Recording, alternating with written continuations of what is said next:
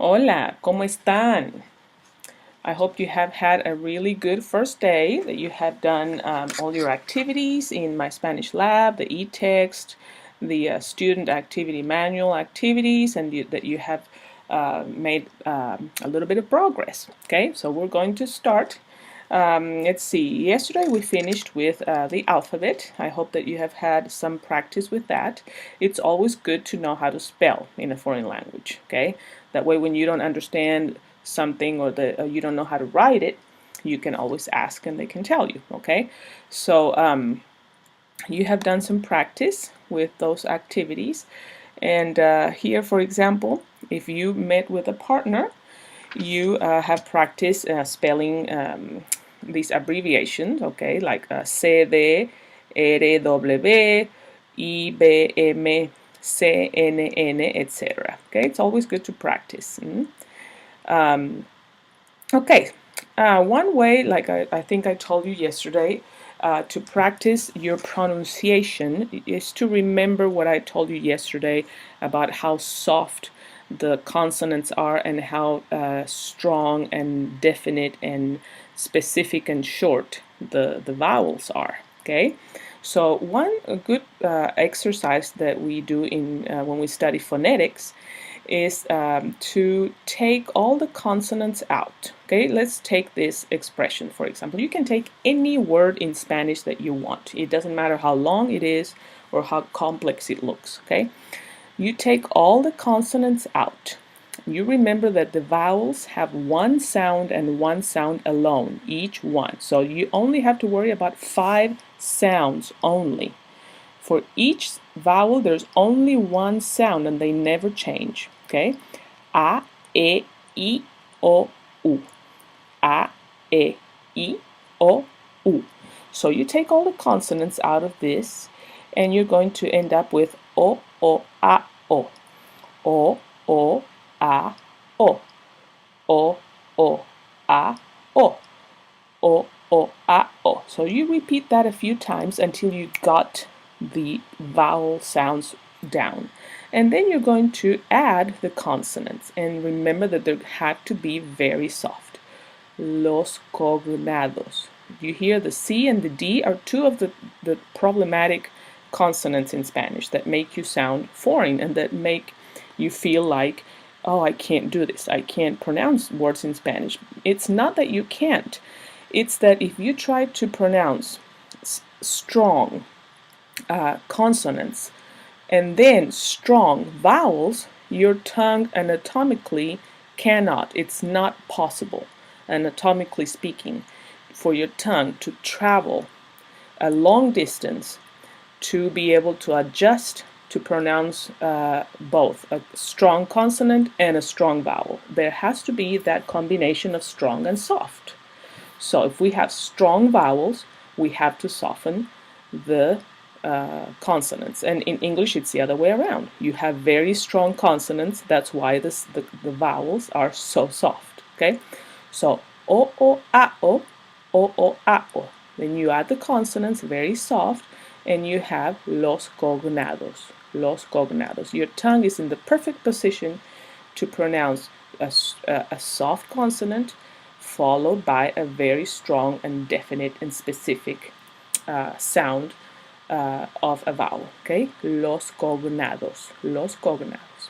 So you practice with that a few times and you're going to start getting it. The more you practice, the more you're going to get it. Okay, so what are cognados? Los cognados, well, they're cognates. They're words that are similar in form and meaning to their English equivalents. Okay, and there are a lot of them because the root is the Latin language, and we have a lot of words in English that come from the Latin as well. So you have, for example, inteligente, septiembre, familia, universidad. They're examples of cognates, and I don't have to tell you what they mean because it's pretty obvious. So if you want to practice pronunciation with these words, let's take, for example, universidad.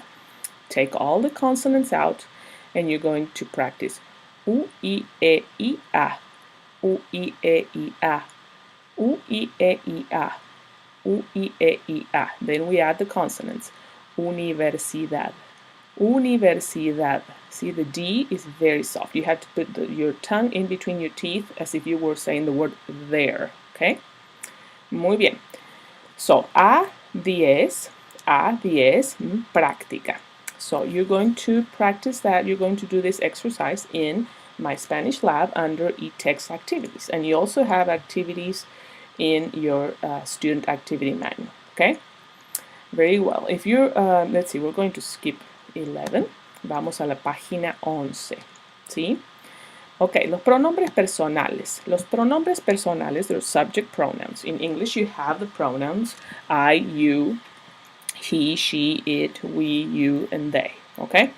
The equivalents are yo, tú, usted. We have two forms of you, one for familiar and one for formal. Él, ella, nosotros, nosotras, vosotros and vosotras, ustedes, ellos, and ellas. Okay?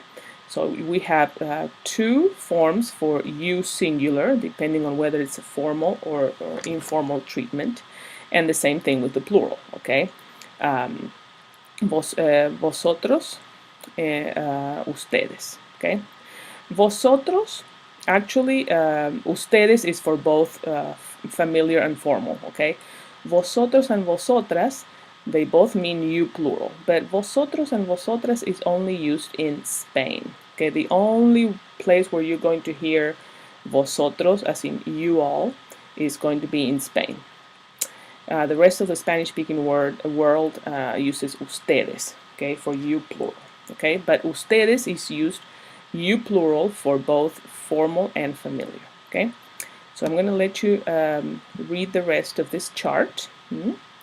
And we're going to go to página, vamos a la página 12. You have a cultural note about when to use tú and when to use usted, and you're also going to do nota cultural activity in the student activity manual. Okay, so read that and become familiar with some of the cultural differences and the interesting things you can learn about the culture of the Spanish-speaking world. 812 you're going to do in My Spanish Lab, and if you're meeting with a partner, you're going to practice 813, okay, together. Muy bien, vamos a la página 13, and here we're going to start with our first verb, el verbo ser, which means to be. Okay, so we have already learned the pronouns, the subject pronouns.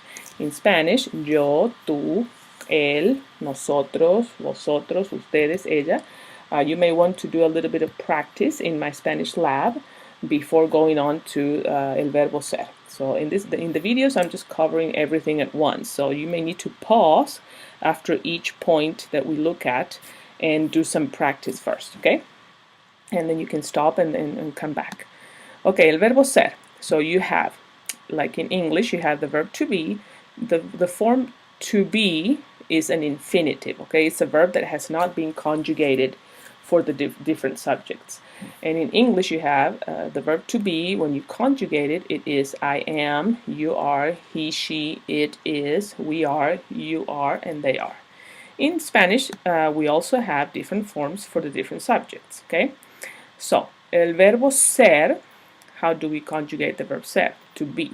Yo soy, tú eres, usted es, él o ella es, nosotros, nosotras somos, vosotros, vosotras sois, ustedes son, ellos and ellas son. Okay, so if you notice here, usted, whoops, where did my highlight there? Usted, él, and ella conjugate the same way, and there is an explanation for that I will give it to you sometime. Not right now, but there is a logical explanation why they are the same, okay? Usted es, él, ella es. And the same thing happens in the plural. Ustedes son, ellos and ellas son. It's always going to be that way. All verbs are going to be conjugated the same way for usted, él, and ella, and ustedes, ellos, and ellas, okay? Very good. So there you have the conjugation, and the way to remember this is to practice. Practice as much as you can, not just with the activities in My Spanish Lab, but anytime you get a chance, okay? If you are thinking about saying something with I am or he is or she is, think about what it would be in Spanish. Make it real, okay? Make it meaningful. That's the only way to connect something new with something that you already know and to make sure it stays in your long-term memory. All right? So you are going to read the rest of the explanation in the chart. Okay? And A14 is in my Spanish lab as well. And we're going to go to, let's see, A15. If you are meeting with a partner, you're going to practice this with a partner. Very good. So, los adjetivos de nacionalidad. Now you know that your pronouns, your subject pronouns, you know the verb to be. We can put it together with adjectives of nationality. And when you introduce each other, you introduce yourself to other people, you can say, well, you already know how to say, hola, me llamo, o soy Carolina, y yo soy Argentina, o ella es canadiense. Okay, so we're going to start putting things together. Like I said before at the beginning, this is like putting together a puzzle. We're going to start adding pieces and things are going to start making sense. Okay, so here in the example you have a classroom and you have two people introducing themselves. Me llamo Sonia, soy puertorriqueña.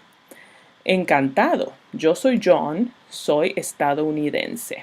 Okay, muy bien. So here you can click to hear how to pronounce these nationalities. The different, German and Canadian, Chinese, Cuban, Spanish as in from Spain, the country. Estadounidense is how you say American as in from the United States, okay? Or norteamericano or norteamericana. French, English, Japanese, Mexican, Nigerian, and Puerto Rican. Okay, so you can practice as many times as you want the pronunciation of that, and you also have some activities, I believe, here in or you're going to read this also, and A16 you have in my Spanish lab.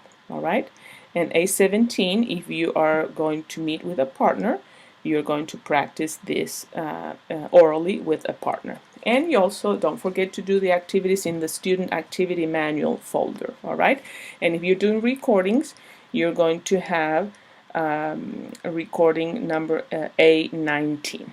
Okay, so nos vemos mañana. Hasta mañana. Chao.